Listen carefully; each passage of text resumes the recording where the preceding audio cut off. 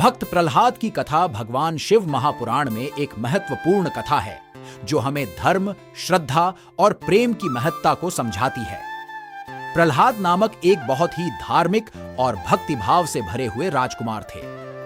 उनके पिता का नाम हिरण्यकश्यप था, जो कि भगवान विष्णु के प्रति घृणा और विरोध रखते थे। प्रहलाद को छोटे से ही भगवान विष्णु की श्रद्धा हुई थी। वे हर क्षण उनके नाम का जाप किया करते थे और उनकी पूजा में लगे रहते थे। हिरण्यकश्यप, जो खुद को ईश्वर के समक्ष सर्वशक्तिमान मानता था, इसे बहुत ही नाराजगी से देखता था। उन्हें यह नहीं समझ में आता कि उनका पुत्र उनके विरोध में क्यों नहीं है। हिरण्यकश्यप ने प्रहलाद को कई बार धमकाया, उन्हें डराया और भयभीत किया। वे हर क्षण उनके नाम का जाप किया करते थे और उनकी पूजा में लगे रहते थे। हिरण्यकश्यप, जो खुद को ईश्वर के समक्ष सर्वशक्तिमान मानता था, इसे बहुत ही नाराजगी से देखता था। उन्हें यह नहीं समझ में आता कि उनका पुत्र उनके विरोध में क्यों नहीं है। हिरण्यकश्यप ने प्रहलाद को कई बार धमकाया, उन्हें डराया और भयभीत किया, लेकिन प्रहलाद की श्रद्धा को कोई भी छेदने में सक्षम नहीं था। वे अपने पिता के आदेशों का पालन नहीं करते थे, क्योंकि उन्होंने स्वयं को सच्चे ईश्वर की शिष्य माना था।